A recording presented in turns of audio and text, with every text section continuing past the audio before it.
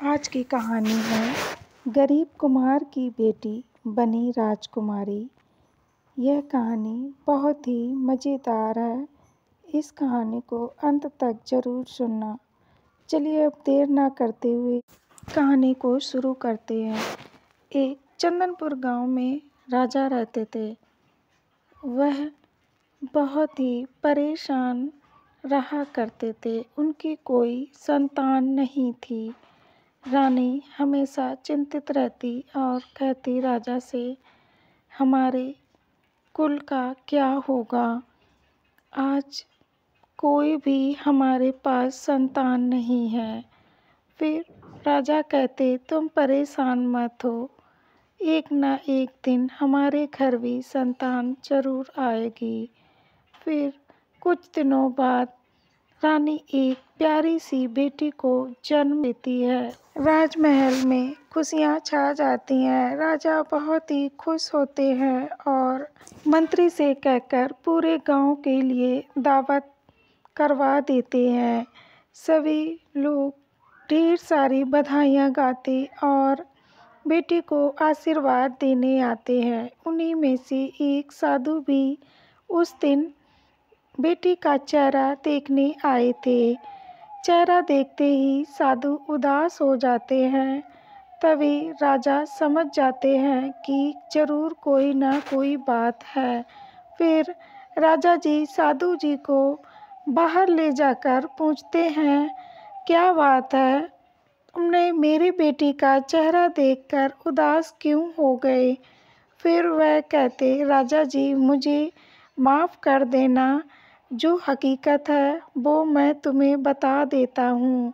तभी साधु जी कहते हैं कि इस बेटी का जन्म राजमहल में तो ज़रूर हुआ है, लेकिन इसके भाग्य में राजयोग बिल्कुल भी नहीं है कुछ सालों तक।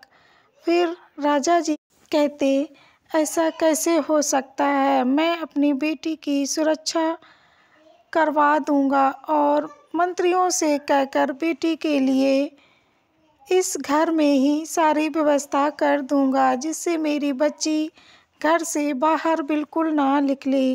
वह कहते, भाग्य का लिखा था वो तो मैंने तुम्हें बता दिया है, अब आगे क्या होगा ये मैं कुछ नहीं कह सकता। साधु जी चले जाते हैं। राजा जी मंत्रियों से कहकर अपनी बच्ची के लिए अच्छी से अच्छी व्यवस्था कर देते हैं और महल के चारों तरफ सैनिक लगवा देते हैं, जिससे कोई भी बाहर का इंसान अंदर ना आ सके। फिर एक दिन रानी कहती हैं, राजा जी अब हमारी बेटी 1 महीने की लगभग हो चुकी है और हमें अब कुल देवी के दर्शन करने मंदिर जाना होगा। तभी राजा जी कहते, देखो तुम्हें तो सब कुछ मालूम ही है, हम कैसे जा सकते हैं? फिर रानी कहती, देखो राजा जी, हमारे महल में कई दिनों बाद यह किलकारी गूंजी है और हम चाहते हैं, हमारे कुलों की यह रीत है कि कोई भी बच्चा जन्म लेता है तो हम कुल के मंदिर में लेकर अवश्य जाते हैं और मुझे आज्ञा दे दीजिए, जिससे मैं अपनी बेटी को कुल के मंदिर में दर्शन करवा लाऊं।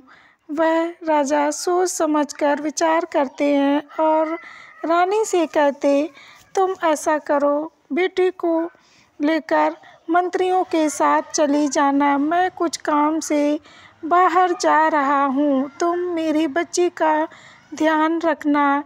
रानी कहती, तुम चिंता मत करो, मैं बेटी को अच्छे से रखूँगी। फिर वह मंत्रियों के साथ रानी मंदिर को जाती है और अपनी बेटी को कुल देवी के दर्शन करवाती है। फिर जब लौटकर मंदिर से वापस आती है तो कुछ चोर भेष बदलकर पुजारी के रूप में रानी को प्रसाद देते हैं और कहते, रानी जी मैंने सुना था कि आज राजकुमारी जी मंदिर में ज़रूर आएंगी, तो मैंने उनके लिए पूजा रखवाई थी और यह प्रसाद तुम ले लो। रानी कहती, देखो पहले मेरे मंत्री बाहर खड़े हैं, उनको दे दो, मैं बाद में लूँगी। तभी पुजारी कहता, मैंने अपने शिष्य से बाहर भी प्रसाद बंटवा दिया है, बस तुम ही केवल बची हो। वह प्रसाद को लेती और खा लेती है। थोड़ी देर में वह बेहोश होकर गिर जाती और चोर उसका बच्चा लेकर वहाँ से भाग जाते हैं। तभी एक कुम्हार जंगल में मिट्टी खोद रहा था बर्तन बनाने के लिए। फिर वह देखता है कि ये दो चोर क्या कर रहे हैं। छोटी सी बच्ची इतनी क्यों रो रही है। वह मिट्टी को खोदना बंद कर देता है और उसके पास जाता तो कहता, तुम लोग कौन हो और कहाँ से आए हो? ये बच्ची तुम्हारी गोद में इतना क्यों रो रही है? फिर वह कहता, ये माँ के लिए रो रही है और मैं इसका पिता हूँ। वह कहता, अगर तुम पिता हो तो तुम्हारी गोद में ये बेटी इतना क्यों रो रही है? हमें तो कुछ गड़बड़ लग रहा है। तभी दोनों चोर आपस में खुसफुसाहट करते हैं कि देखो, हमने रानी का जेवर सारा ले ही लिया है, इस बेटी को यहीं पर छोड़कर भाग चलो। अगर इसने चिल्लाना शुरू कर दिया तो हम लोग एक नई मुसीबत में पड़ जाएंगे। तभी वह कहते, तुम बात ठीक कह रहे हो। वह दोनों बच्ची को वहीं छोड़कर भाग जाते हैं। वह कुम्हार बेचारा चारों तरफ देखता, उसे कोई भी नज़र ना आता। फिर वह सोचता, अगर मैं इस बच्ची को अकेला छोड़ दूंगा तो कोई जानवर इसको खा जाएगा। मैं ऐसा करता हूँ, इस बच्ची को अपने पास ही रख लेता हूँ। जब कोई बच्ची को मांगेगा तो मैं उन्हें सौंप दूंगा। फिर वह जंगल से अपनी बच्ची को लेकर घर पर जाता है। कुम्हार को बच्ची गोद में देखकर उसकी पत्नी कहती है कि तुम तो मिट्टी लेने गए थे, फिर यह बच्ची तुम्हें कहाँ से मिल गई? फिर वह सारी घटना को बता देता है। उनके कोई संतान ना थी। वह कुम्हार की पत्नी उस बच्ची को गले से लगा लेती है और कहती, चलो कोई बात नहीं, यह बेटी मैं पाल लूँगी। जब कोई आ जाएगा तो मैं उनको यह बेटी सौंप दूँगी। वह उस बच्ची का बहुत अच्छे से पालन पोषण करते हैं और अपनी बेटी की तरह उससे बहुत प्यार करते हैं। वह बेटी धीरे धीरे बड़ी होने लगी। 18 साल की होने पर उसकी माँ एक बार बोली कि अपनी बेटी 18 वर्ष की हो गई है, देखो अभी तक इसको कोई लेने नहीं आया है। हमें लगता इसकी किसी को परवाह भी बिल्कुल नहीं है। वह कहता, कोई बात नहीं, यह हमारी लक्ष्मी है। जब से यह आई है हमारे घर में दिन दूनी रात चौगुनी तरक्की हो गई है और हमारे लिए तो ये लक्ष्मी है। मैं इसे कभी किसी को यह बात बिल्कुल ना बताऊंगा। घर पर रानी बेचारी बहुत बीमार रहने लगी थी। उसने खाना पीना भी बेटी की याद में छोड़ दिया था। 18 साल बीत गए थे, लेकिन उन दोनों के दिलों में अभी भी नई ताज़ी यह घटना थी। वह बेटी को दोनों बहुत प्यार किया करते थे। एक दिन राजा बोले कि ना जाने हमारी बेटी कहाँ पर होगी। आपस में बात कर रहे थे, तभी साधु जी वहाँ पर आ जाते हैं और कहते कि आज बहुत दिनों बाद मैं इस महल में आया हूँ। राजा जी देखकर कहते, तुम कहाँ पर चले गए थे? इतने दिन हो गए हैं। तभी साधु कहते कि मैं एक गुफा में बैठकर तपस्या करने गया था। आज 18 साल बाद मेरी तपस्या पूरी हुई है। तब से पहले मैं आपके यहाँ ही आया हूँ। बेटी कहाँ पर है? तभी राजा जी सारी बात बताते हैं। फिर वह कहते, अब तुम चिंता मत करो, बेटी तुम्हारी बहुत जल्द मिलने वाली है। और अब तुम ऐसा करो, रानी को यह बात बता दो जाकर कि वह अब चिंतित ना हो, बेटी उन्हें बहुत जल्द मिल जाएगी। तभी राजा जी कहते हैं क्यों ना हम अपनी बेटी का जन्मदिन मनाएं और उस जन्मदिन पर सभी लोगों को बुलाएंगे। तभी राजा जी मंत्री से घोषणा करते हैं कि तुम ऐसा करो, चारों घोषणा कर दो कि हमारी बेटी का जन्मदिन है और सभी लोगों की दावत है।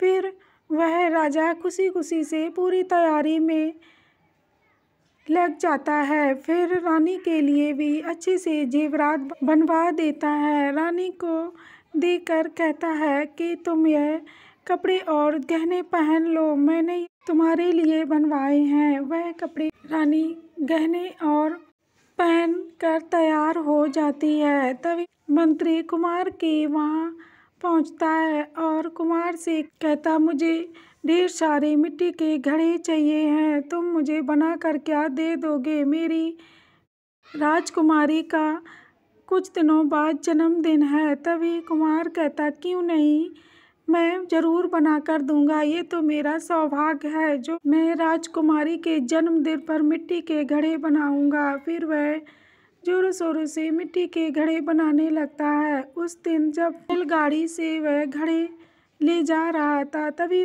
कुमार की बेटी आकर कहती है जी मैं भी आपके साथ राजमहल को चलूँगी और मेरा बहुत मन हो रहा है, मैंने कभी राजमहल नहीं देखा है। फिर वह कहता बेटा तुम वहाँ पर जाकर क्या करोगी, हमें तो अंदर जाने भी नहीं दिया जाएगा। फिर वह कहती तो क्या हुआ पिताजी, मैं बाहर से ही महल को देख लूँगी। फिर वह कहता तो ठीक है चलो, और अपनी माँ को भी साथ में लेकर चलते हैं। फिर तीनों लोग बैलगाड़ी के पीछे पीछे जाने लगते हैं और राजमहल पहुँचते ही सारे घड़े देते। फिर मंत्री उन्हें सोने की सिक्के देकर कहता है कि तुमने घड़े बहुत सुंदर बनाए हैं, मैं राजा से और तुम्हें इनाम दिलवाऊंगा। यह बातें हो ही रही थी, तब तक कुमार की बेटी राजमहल के अंदर पहुंच जाती है और यह भव्यशाल देखकर वह बहुत खुश होती है और उसे पता ही नहीं लगता। तब तक वह रानी के महल में पहुंच जाती है। रानी को देखकर वह बहुत खुश होती है और कहती देखो इनका क्या नसीब है, यह कितने अच्छे कपड़े और गहने पहने हुए हैं। फिर तब तक रानी उसे देख लेती हैं और उसको पास में बुलाती और कहती बेटा तुम यहाँ पर क्या करने आई हो, तुम तो कितनी सुंदर हो।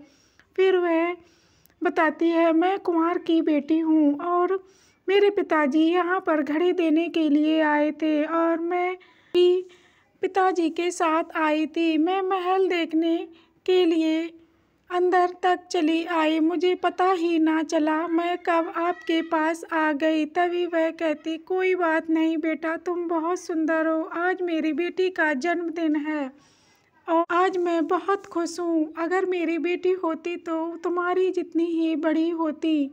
फिर वह निशान को देख लेती है और खूब खुश होती है। तभी राजा जी कहते हैं क्या बात है, आज तो तुम बहुत खुश हो।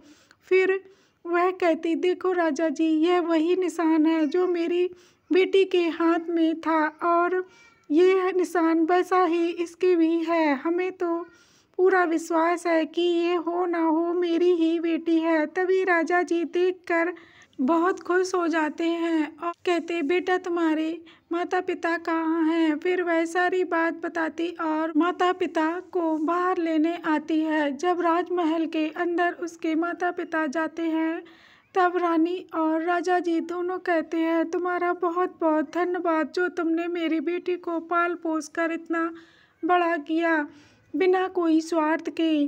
मैं तुम्हारी जीवन भर आभारी बनकर रहूँगा। वह कहते इसमें ऐसी क्या बात है, मेरा तो फर्ज था, मैं इस बेटी को ऐसे जंगल अकेले तो नहीं छोड़ सकता था। तब राजा जी सारी बात को विस्तार से पूछते हैं, फिर वह बता देता है। तभी राजा कहते अच्छा वही चोर है जो पहले कुछ दिनों बाद महल में चोरी करने के लिए आया था और उसी का शायद मुझसे बदला लिया है। तभी उसे गिरफ्तार करवा देते हैं और फिर कुमार बेटी को उन्हें सौंप देता है। फिर वह जाने लगते हैं। तभी रानी कहती हैं, ठहरो, तुम्हारा इनाम तो अभी बाकी है। तभी राजा उन्हें सोने की अशर्फियाँ देते हैं। फिर वह अशर्फियों के लिए मना कर देता है कि मुझे कुछ नहीं चाहिए, यह तो मेरी बेटी है, मैं अपनी बेटी का हर्जाना कैसे ले सकता हूँ। तभी रानी जी राजा जी से कहती हैं, तुम ऐसा करो कि इनके लिए मेरे महल के बगल में एक महल बनवा कर दे दो। यह बेचारे बहुत गरीब हैं और इन्होंने मेरी बेटी को कितनी मुसीबतों से पाला है। तभी राजा जी मंत्रियों से आदेश करवा देते हैं कि एक सुंदर सा महल मेरे महल के बगल में ही बनवा दो। यह लोग यहीं पर रहेंगे क्योंकि इन लोगों ने मेरी बेटी को पाला पोसा है और मेरी बेटी का भी लगाव इन लोगों से बहुत है। तो मैं चाहता हूँ कि मेरी बेटी दोनों घरों में आती जाती रहे। फिर कुछ दिनों बाद सुंदर सा महल बनवा दिया जाता है। वो कुम्हार कुम्हारनी दोनों लोग महल में राशि ठाट बाट से रहने लगते हैं। और कुछ राजा जी एक सुंदर सा राजकुमार देखकर रानी की शादी कर देते हैं। वह दोनों घरों में खूब आती जाती है। तो दोस्तों, कैसी लगी ये कहानी? अगर अच्छी लगे तो हमें कमेंट में ज़रूर बताना और ऐसी कहानी सुनने के लिए मेरे साथ जुड़े रहना। कल फिर मिलेंगे एक नई कहानी के साथ। जय श्री राधे कृष्णा।